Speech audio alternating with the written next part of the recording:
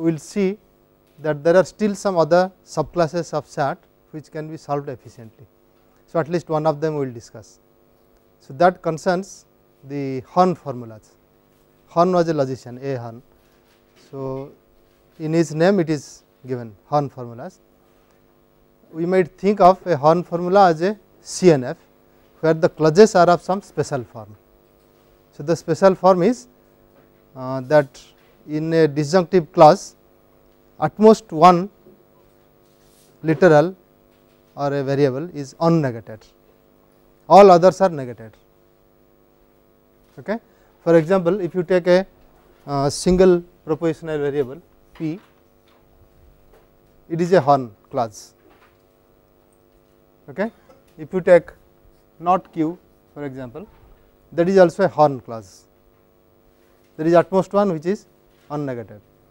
If you take something say not p1 and not p100 and not p3, that is also a Hahn clause. Okay. But you do not have and there, it will be a Hahn formula where each of them is considered as a Hahn clause, right. If you take or of them, that is also a Hahn clause. There is nothing unnegated there, everything is negated, but you can add at most one, that is still a Hahn clause, right. But if you take another which is unnegated, this is not a Hahn clause. Okay. So, a Hahn formula will be a conjunction of Hahn clauses, right. Each Hahn clause is a disjunctive clause here, where at most one is unnegated, all others should be negated. But usually we do not represent Hahn formulas in this form, because there is a more suggestive way of writing them. For example, P we can write as top implies P, is that right? They are equivalent. And this not Q we may write as Q implies bottom. Okay. So, that means we are using top and bottom symbols here, though we do not use them in the usual CNFs. So, they are also taken here. So, that means we have to define a Hahn clause in a way that top and bottom are also included, but then we will be sticking to this form instead of the disjunctive form. What about this one? And for a Hahn clause we will not have two unnegated variables there. So, let us have one.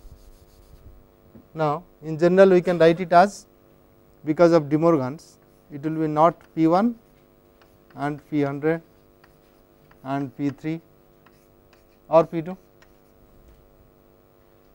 okay. And then that is equivalent to P1 and P100 and P3 implies P2. So, this will be the general form of a Hahn clause. You have ANDs of propositional variables without the negation sign, then implication sign, then another propositional variable, right. But in general we want top and bottom also. So, we do not stick to propositional variables, we say they can be top and bottom also, right. So, it is a proposition of the form P1 and P2 and Pm, or say Q1 and Q2 and Qm implies Q. In general it will be looking like Qm implies Q, where Q1, Q2, Qm, Q have no negation symbols, right. They are either propositional variables or top and bottom, that is atomic propositions. So, everywhere you are allowed to use atomic propositions, but suppose you have a top symbol here, then it does not matter, you can just forget it, because top and everything else will be that one, top is gone. Suppose you have bottom here, then everything will become bottom equivalent to, right. So, then bottom implies Q. So, they will be of these three forms, and this is the general form, whereas those two particular forms are also allowed. Okay. Other things, that is top on the left side is here, if you take top on the right side, that is valid. So, you do not have to worry about it, right. Suppose you write Q implies top, that is always valid, always true, take any interpretation that will be true. because top is always evaluated as 1, right, anything implies 1 is evaluated 1 again. So, that is valid, we do not have to write it. Similarly, if I say bottom implies q, that is also valid, because once antecedent of an implication is false, total is true. So, we do not have to worry about those two forms, then it will be especially in these 3 forms. Is that clear? So, once you know what a Horn clause is, then you take a Horn formula as a set of these Horn clauses, instead of again putting an and symbol conjunction of those, we just take a set of Horn formulas, right, or Horn clauses. So, a Horn formula is a set of Horn clauses, where Horn clauses are of these forms. Is that okay? So, a set of means they will be interpreted as ands as earlier. Okay. For example, we take one, say P, or say top implies P,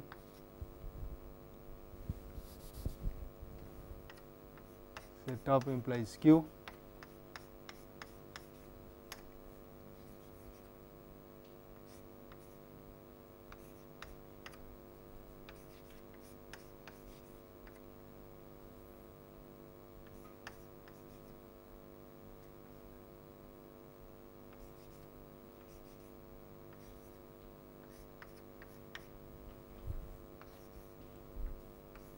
this is considered as a Horn formula. If you write it as a CNF, then it will be ands of their equivalences, right. So, that will look like this one will be equivalent to P, and this is equivalent to Q, this is equivalent to R, this is equivalent to not Q or T, this is equivalent to not U or V, this is equivalent to not P or not U or not S. Okay. So, this is the CNF which is written in the Horn form as above, right. Now, for these Horn formulas you can have an algorithm which will be easier, which will give you the results easily. So, the result is either the Horn formula is satisfiable or it is not satisfiable, that is what we are interested in, fine. Now, how do you say whether this is satisfiable or unsatisfiable? How do you proceed? Well, our procedure says we want to find one interpretation which is a model of this. If we do not find any, then it is unsatisfiable. Now, how to construct one interpretation which could become a model of this Horn formula? So, we start looking at these types of Horn clauses, because once it is top implies P, in order that the whole thing is evaluated as 1, P must be evaluated as 1. Okay. Correspondingly, if you look at the CNF, if this becomes 1, then each of their clauses should become 1, right. So, this says assign P to 1, we start constructing one interpretation. So, say I is the interpretation, we would like to put I of P is as 1, right. Next, looking at this, we would say I of Q should be 1. Next, looking at the other one, we would take I of R as 1, fine. Now, Q is already assigned to 1 and Q implies T is 1. So, T has to be assigned to 1. So, next we put I of T as 1. Then U implies V, there is no U till now assigned. Okay. You can assign any way we like, does not matter. So, either P I of U is 1, I of V is 1, or any other way of putting at it, whenever it becomes 1. We cannot take certainly I of U equal to 1, I of V equal to 0, only that we cannot take, all the others we can take, right. So, for the time being we do not worry about it, we will see later what happens. Now, what about this? In order that we make this to be 1, the left side should be assigned to 0, right. So, P should be so the total thing has to be 0. Now, at least one of them has to be 0. Which one is free till now? P is assigned, U and S have not been assigned. So, one of them can be assigned to be 0, right. So, let us say I of U is 0, then automatically we revisit V has to be 0, because U implies V is 1.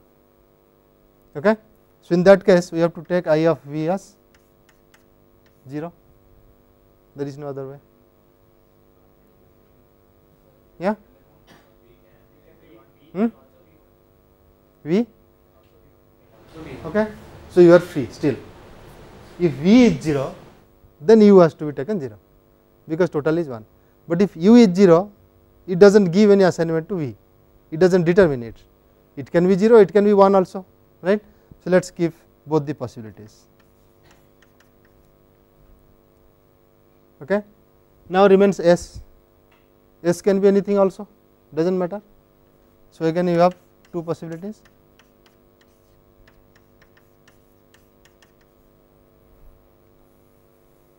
Okay. But now, whatever way you take out of these 4, there will be 4 cases here giving rise to. Okay. You find that the whole Horn formula is satisfiable. Okay. Is it clear? But then always you need not find out one interpretation or a model of the Horn formula, because all that you have done, once you see such a formula, you mark that. That means it is to be assigned as 1. Fine. So, you again mark this, again mark this. Now, Q implies T, Q has been marked, so T has to be marked, there is no way. So, T is also 1, that is what we have done, mark it. Next, what to do? U implies V, U has not been marked. Okay. So, you forget it with that rule. See, the rule is once the left side is marked here in such a class, the right one has to be marked, that is it has to be assigned 1. But if the left side has not been assigned, we do not worry about the right side. So, for the time being we forget it. Next we find this. Here what happens? If all of them have been marked, then only it will has to be marked to be 0, but we cannot mark. Mark means you are assigning it to 1. So, once all of these have been assigned to 1, whatever interpretation you take, this has to be assigned 0, right. So, this will be assigned to 0 total formula, that is it will be unsatisfiable. But if you find that some of them are marked, some of them are not marked, then all those things which are not marked can be assigned to 0 in order that it is satisfiable. So, in that case we do not need to assign, we just say if all of them have been marked, then report that it is unsatisfiable. If all of them have not been marked, then it is satisfiable. We do not have to really find one interpretation there, that is what it is telling. So, there can be many possibilities here, how it can be marked, so that it will be evaluated to 1. Is that clear? So, these are the observations you employ in writing an algorithm for determining the satisfiability of Horn formulas. So, first thing is you look for all these clauses, assign all those variables or mark them. Okay. Then you look for one clause which is in this general form, let us say. Okay. Now, in this general form you say if all of these Q1 to Qm have been marked, then mark Q, right. Okay. So, this has to be done recursively, again you may have to revisit and mark others depending on this, because one marking here can change another earlier visited one which you have omitted. So, once you omit, that means you take to the end of the list, like this one U implies V, you could not mark it at that instant after marking all these 3. So, you just push it to the end of the list, right. That means all those have to be revisited, before it they have been visited. Now, once it is at the end of the list, it will take its own turn if necessary. Now, you look for these types of things, if already all of them have been marked, then mark Q, then continue to the next if something is cannot be marked here, then push it to the end of the list. Now continue along with. So once you get one formula of this type, one clause of this type, and you find that all of them have been marked, then you report that it is unsatisfiable. If you do not find and still you are at the end of the list and there are some which you could not mark, then it is satisfiable. Is it clear? Assigning to 1, assigning it to 1. So once you are not marking, it means it can be considered letter. No, it can be considered letter, right? Which says that there is not a unique way of assigning it. There can be many ways of assigning it.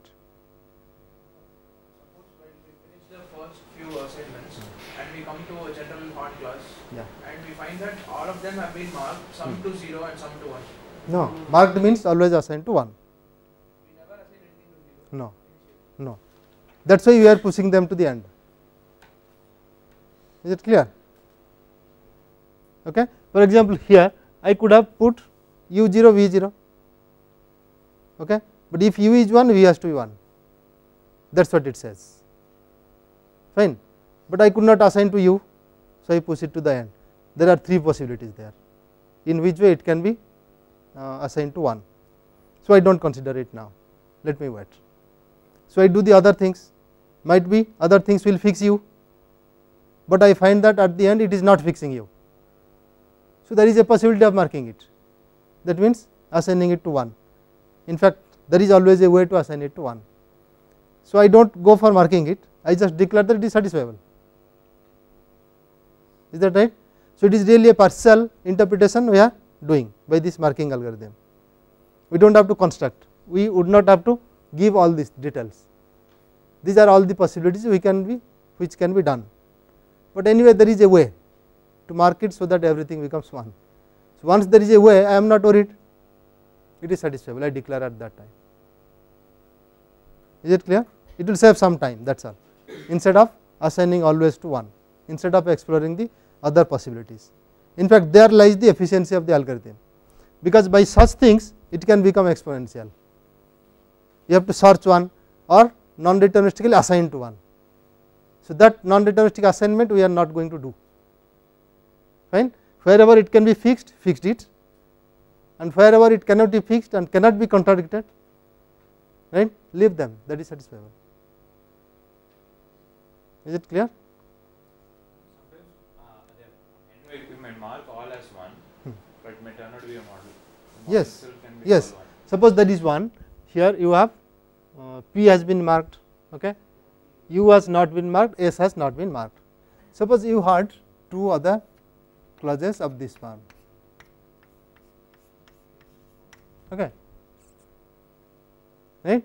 Now what you do? While marking, P is marked, Q is marked, R is marked, since Q is marked, T is marked.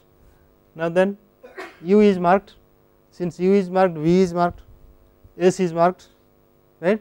So now you see P, U, S have been marked, therefore it is unsatisfiable. If bottom is not there, a new variable is there, a new variable is there, then it is always satisfiable. Because once all of these have been marked to be 1, that can be marked to be 1, in order that it will be satisfiable. So do not worry. Is it clear? So Hahn clauses can be solved efficiently, Hahn formulas in fact, right. In fact, this helps us in the sense that most of the application problems that come, that fall into this category, Hahn formulas by chance. So we are happy because of that, but still there remains many which are not. So that there we really need efficient algorithms for SAT. We will discuss one such algorithm which performs better in most cases, but not in the worst case. Worst case again will become exponential as of now, right. We will see such method later, maybe after some time, but we will take a distraction here to see that there is one nice application of normal form conversion, CNF and DNF conversion. It concerns about our calculations. We can show that the calculation method itself can be employed to validate the consequences. we have seen that it can be. So, what is the big deal? The big deal is, suppose I ask you any consequence to be proved.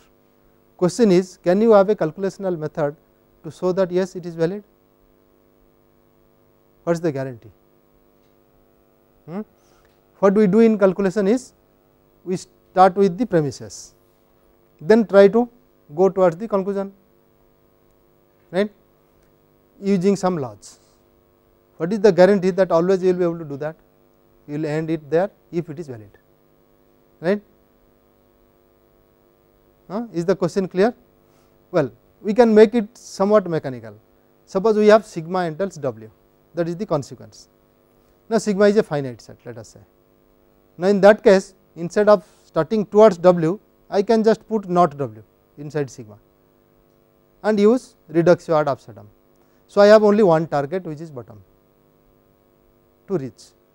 That makes something mechanical, right. I do not have to search in the wild where to get this W, I just have to find bottom, that makes it easier.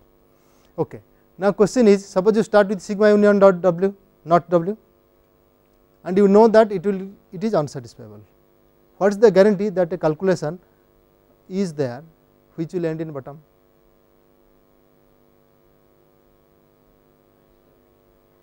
It is unsatisfiable, that we know.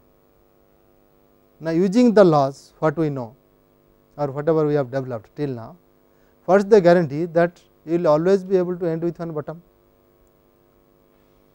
Do you understand the question?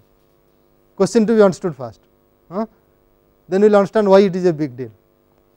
The question is this: you have to prove sigma entails W. You know semantically that this is correct, right? Sigma in fact entails W semantically. Now, what we have done is, we tried to build another set sigma union not W. Okay? We say that this is equivalent to deriving bottom from it. This is just theorem, reductio ad absurdum, right. This happens if and only if this also happens. Now, we have a target to go towards bottom. So, we start our calculation. So, in the calculation we use premises from sigma, possibly not W also, right. Finally, we want bottom to come, and we have some limited number of laws to be used. Now, what is the guarantee that always you will have a calculation using those laws to end at bottom? Understood the question now? This is what we want a guarantee. Otherwise, we will not have faith on calculation. We will say sometimes calculation will succeed, sometimes we do not know what will happen. Is that okay?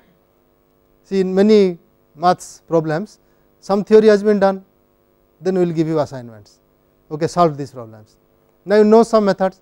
What is the guarantee that whatever method you have learnt will give you an answer? That set of question we are asking here. Is it clear? I can give something which is from advanced thing, which will not be able to explain through all those methods you have learnt till now. Okay? Teacher can trick you that way, because he knows something more. Now, you want to say that he does not know anything more, even if he knows, it is enough to show that within these methods we will be able to reach bottom, right. So, that issue is called completeness of a proof system, that calculational proof procedure is complete, in the sense if it is semantically valid, you will be able to show that it is valid. Okay. So, these are some of the types of questions we will be concerned with always in logic. So, always we are looking from above, something happens here, how does it happen, whether it is guaranteed to happen or not, and so on. This type of things we will be doing. So, now let us see for this what happens here. There are in fact two questions, only one question I told you. The other question is, suppose in the calculation sigma union not W, you have derived bottom, fine. What is the guarantee that sigma union not W is unsatisfiable? That is an easy question. See, I have done calculations, right. In the calculation I have found that sigma union not W entails bottom. Why is it that sigma union not W is unsatisfiable?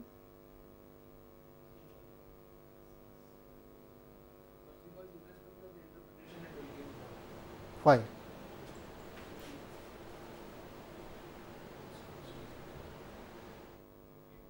See, you can answer, fine, do not go to the answer, understand the problem. I want you to think about the problem. It is a valid question, right? Do you see? See, the laws we have derived from semantics, that is why we have the faith. Suppose I have not derived those laws by semantics, I just give the laws out of the blue.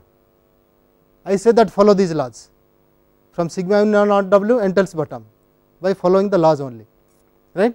What is the guarantee that semantically it will be correct? Need not.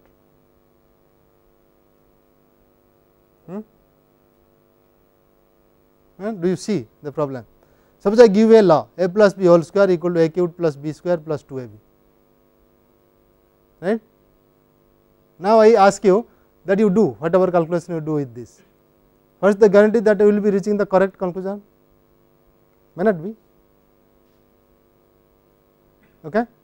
So, this is so because we know a plus b whole square is not that, but a square plus b square plus 2ab, right. If you use that law, always you will get the correct result, right. But as a question, it is a valid question, that we have to see slowly. So, that is called the soundness of calculation, that whatever you are doing with calculation is not wrong, it is sound, it is correct. That is one part. The other part is completeness, that whatever you deduce or you do semantically, so that some consequence is correct semantically, it can be validated by a calculation. That is the completeness of the calculational procedure, right. So, here one part is easy to see, soundness part, because we are using only the laws which are done by semantics, right. Then you do induction on the number of calculational steps, because only one step is justified by a law. So, if you go on doing, you need induction there, right. For going from many steps, finite steps, it does not matter, every step is justified, therefore, total is justified, that is the argument, but formally you need induction there. For n steps, if it is valid, n plus 1 step you are going, that step is valid because of a law which is semantically correct, therefore, n plus 1 steps it is valid, by induction proof is over. Is that okay? So, let us state it formally, it says adequacy of calculation.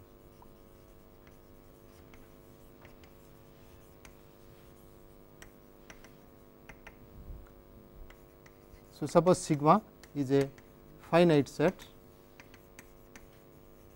of propositions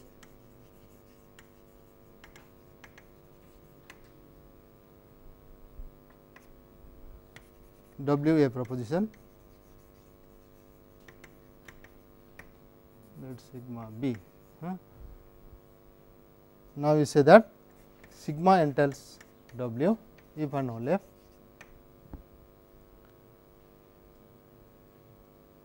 there is a calculation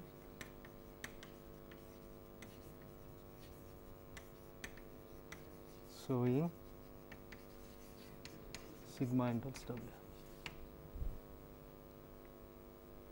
So, adequacy takes care of both the parts, soundness and completeness.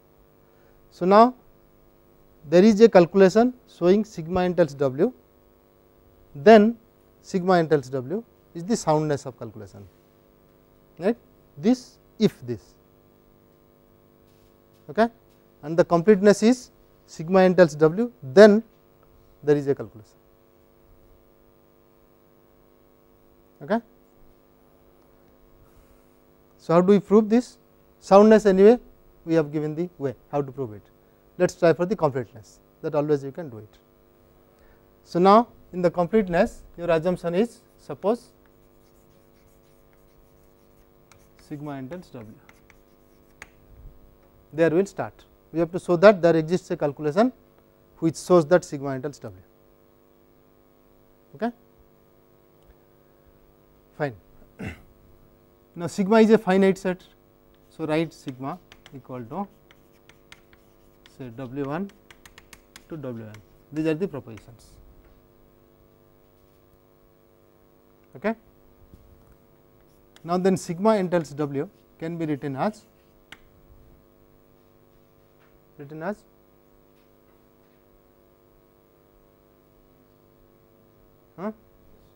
I want to write it as one proposition. So, I would write this way, okay. This is valid, is that clear? So, this is valid means I may say this is equivalent to top.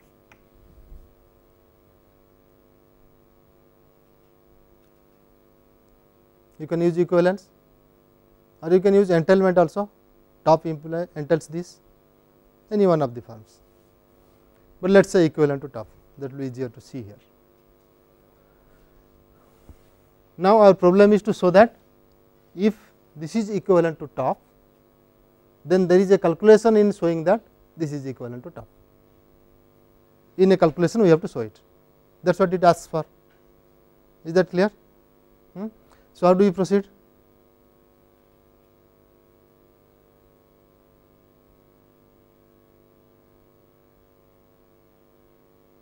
Yes, okay.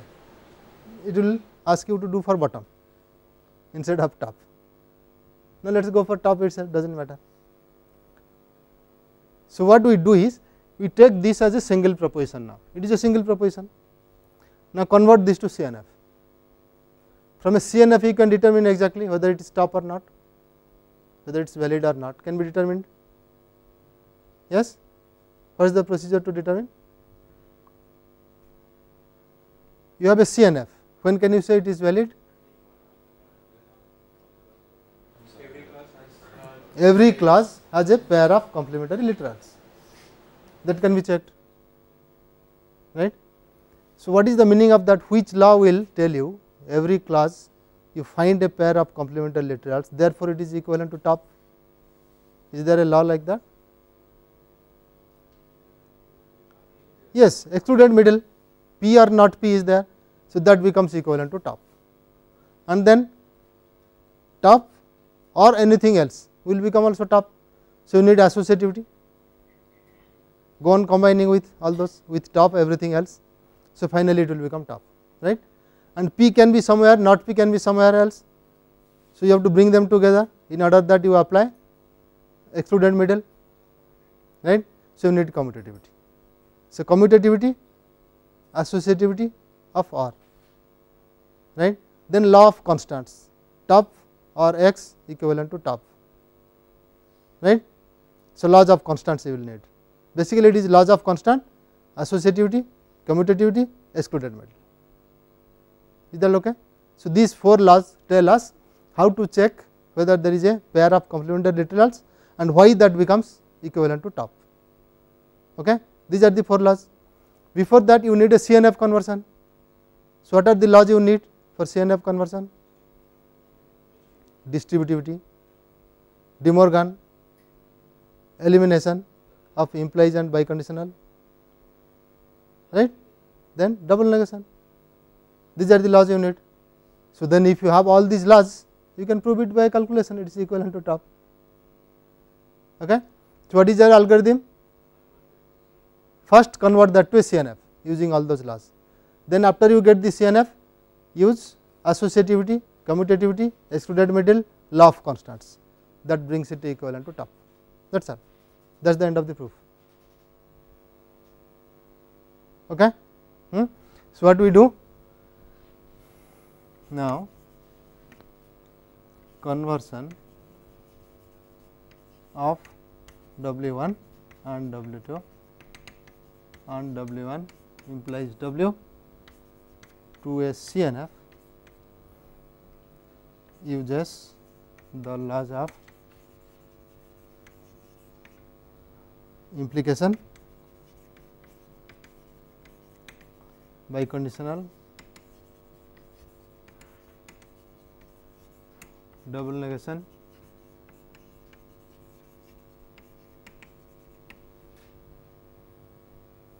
then De Morgan and distributivity.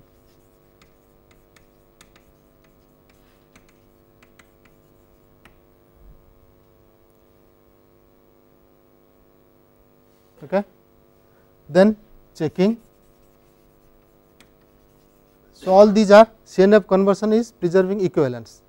So, there is a calculation to show that this statement is equivalent to another, which is U, which is in CNF. Is that okay? So, we start with this proposition, goes on applying these laws to bring it to a CNF, which is U, let us say, Okay. So, there is a calculation here. Now, after this conversion you have u, from u we are doing something, right. So, next checking for a complementary literal or a pair of complementary literal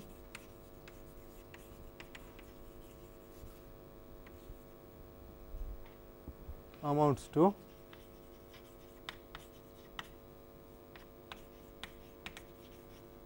bringing equivalently the CNF to top by using which laws? Associativity,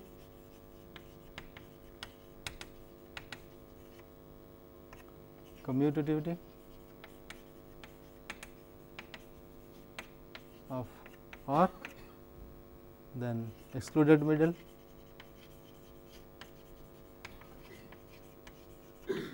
and the laws of constants.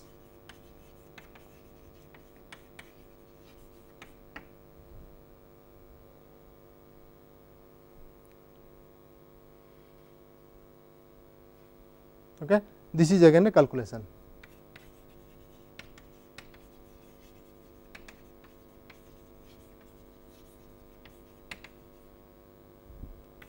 Bringing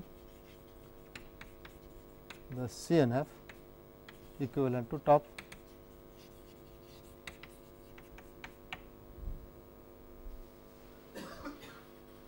Okay.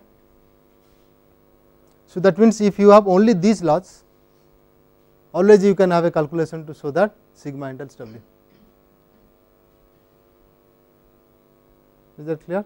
Other laws can be used for simplification to make it simpler, but here is a procedure which uses only these laws and brings it to top. That is guarantee now.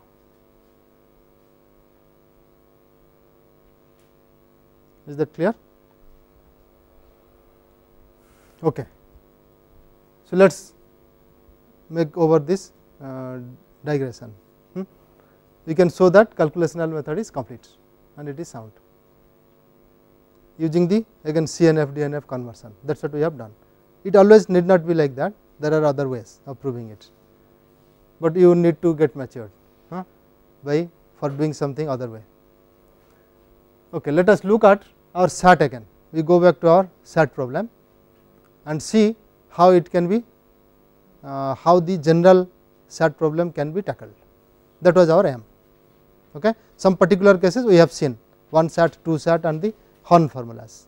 Now, how to come to the general SAT problem or make some progress towards that. We know till now nothing has happened, not much progress in the worst case, but then the worst cases vary depending on the methods. It is not the same case which is worst case for all the methods, right. So, sometimes one worst case is for a method, that same case can be best case for another method. So, if you have many methods to solve SAT, probably it can help, right, that is the idea. So, let us see one at least. So, this method which is called the method of resolutions bases on a very simple observation. You look at your law of hypothetical syllogism.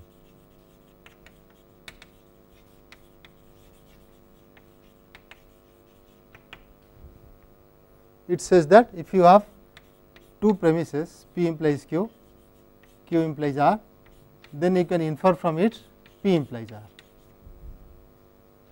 Okay. Fine. This is a law again, hypothetical syllogism. Modus ponens is a particular case of this, you can see that also. Suppose you have only P implies Q and P, then you infer Q from it, that is your modus ponens. Okay, let us look at this. If you write it in class form, it looks like not P or Q, that is one class. Another is not Q or R, from which you are concluding not P or R. Okay. Now, look at modus ponens. It says P, P implies Q, therefore Q. Now, write it in class form, it looks P, not P or Q, then you conclude Q.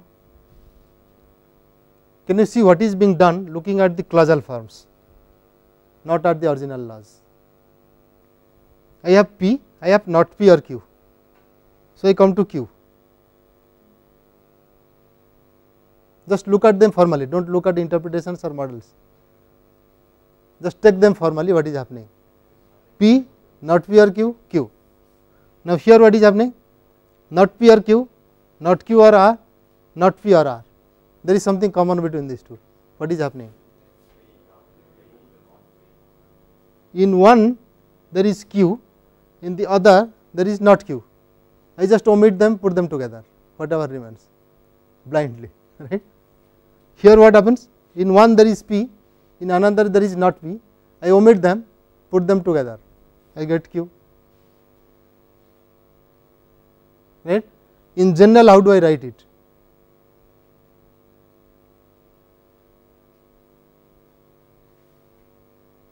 Suppose I have two similar things, say I have P or some L1 or L2 or Lk, and another there is not P or M1 or M2 or MR.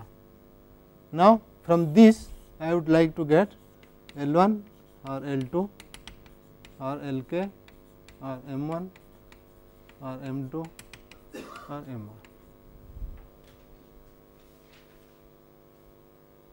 Okay, if I look at those two and generalize, it looks something like this. Resolution method does just this. It has only one rule, it is this rule. Then go on applying it in the clauses. That is called the resolution method, to put it simply. But then to make it formal, we have to do something more. Even to write it formally will take some time, right. So, what we will do is, we will write each clause and a CNF in a set notation, so that it will be easy to put them, because we want to say that omit P from this, omit not P from this, whatever remains put them together. Okay. So, if you have a set here, I say this set minus P, this set minus not P, take their union, right. So, it will be easier to express. So, that means a clause I have to write it as a set now, it is a set of literals, right, and all our clauses here are disjunctive clauses. So, there should not be any confusion when I say set of literals, it is a disjunction of the literals, is that okay. So, instead of writing them as ors, let us write that as set, think of them as set. Again we will be using dually, both the things we will be using, do not forget one and take to the other, it is just a notation to write it in a better way. So, I say a disjunctive clause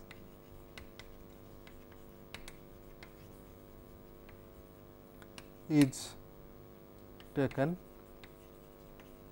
as a set of literals.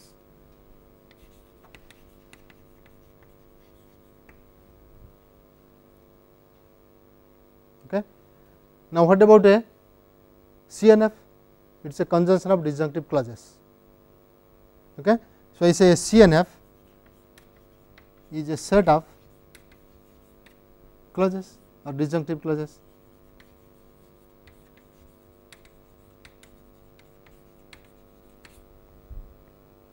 So, that means a CNF will look like a set of sets of literals. Okay. Is that clear? Now, there will be one confusion here, confusion about the empty set, because the empty set is unique, whether it is a set of sets or sets only, it does not distinguish, fine. So, now empty set taken as a clause will mean what? That is our question.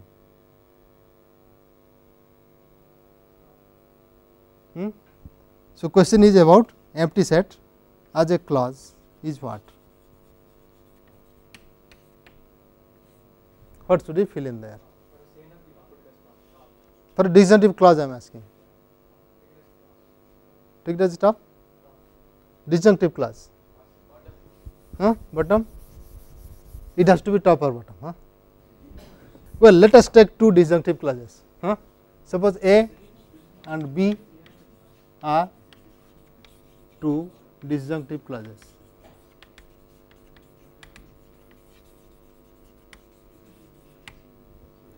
Now, suppose A is a subset of B.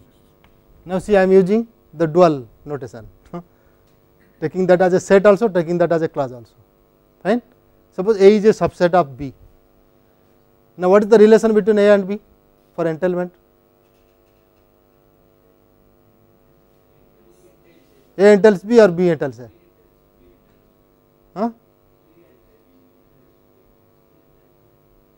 Well, take an example. Say A is P or Q, B is P or Q or R, right? A is a subset of B. So, which one entails what? A entails B. P entails P or Q. P or Q entails P or Q or R, right? Or is weaker. Is that okay? You are in this class now. So, your friend says either C is in the class or C is in the library, correct, right? You are here. So, that entails P entails P or Q. Is that clear? You are coming back to the entailment relation. Whether this is true?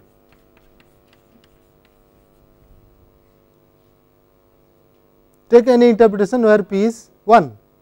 So, in the same interpretation P or Q is 1, therefore, P entails P or Q. Okay. So, A really is a subset of B, then we see that A entails B. Okay. Fine.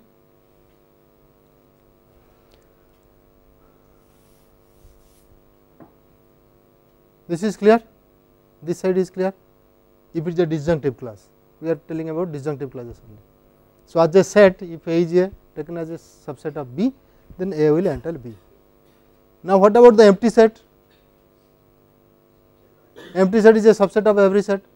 So, empty set should entail everything. What is that which entails everything?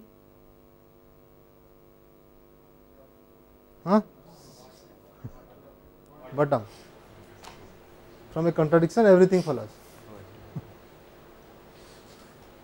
right. There is a nice story about that. From a contradiction everything follows. It is not a story, it is a fact. See, Turing was a student in Wittgenstein's class. So, Wittgenstein was giving a lecture on foundations of mathematics, that same Alan Turing, he was a student. So, he used to take classes in a different way. Wittgenstein, he just sits on the table from the beginning to the end and teaches like a quack. So, they go on thinking, there is no teaching really. So, he once asked that suppose tomorrow someone finds out that there is a contradiction in the complex number system, what will happen? So, Turing immediately raised his hand and told that London Bridge will fall down. So, he was asked to explain, he told from a contradiction everything follows. So, that is the story. So, what will happen to empty set? Okay. So, what should we take for the empty set? Empty set should entail everything. So, what is that which entails everything? Bottom, because in that everything you can take bottom as well, right. Everything is there. So, take bottom there. What entails bottom? Only bottom entails bottom, nothing else. That is a simpler proof, right. So, this has to be bottom, nothing else. So, empty set is taken as bottom. So, this is when it is as a clause, right, as a disjunctive clause, we come to this. But if you consider this as a CNF, then what happens, right. So, empty set as a CNF is what?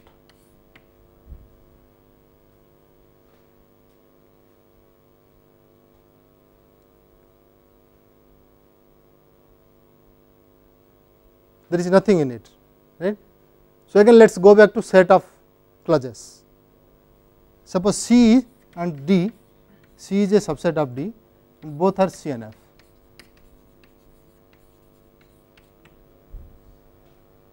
Okay. So, it would look something like C1 and C2 and D will be something like C1 and C2 and D1, right. It is a set, same set. So, same elements are there, C1 is there, C2 is there, they are sets, but they are elements of C and D. So, it will look like there is some more clause there, right.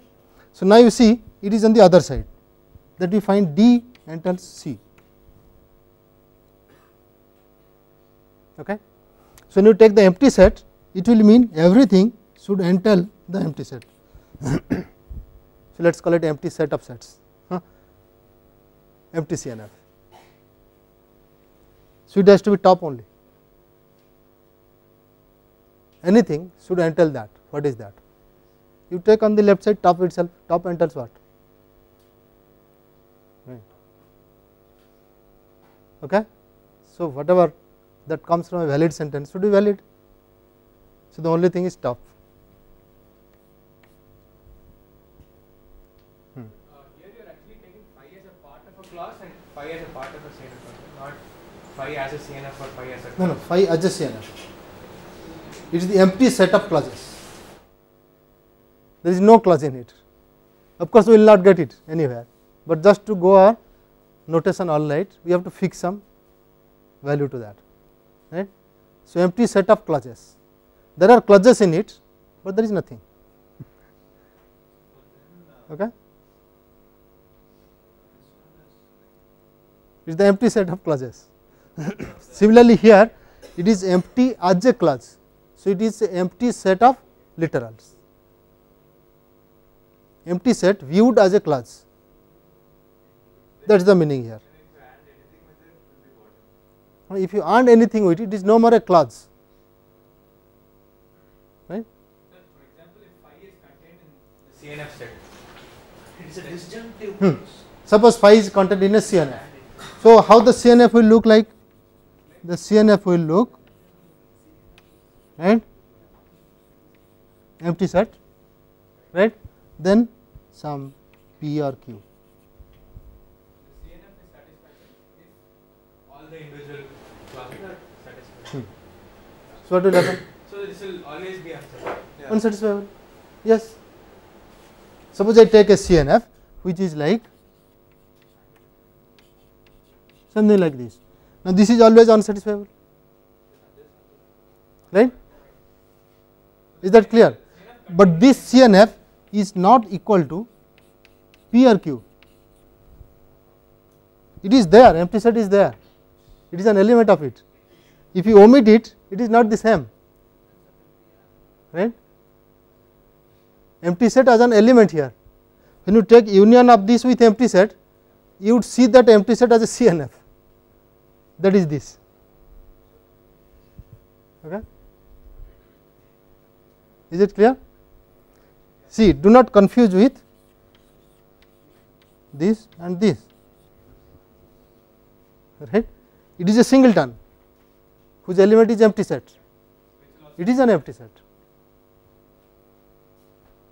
Is that clear? Okay.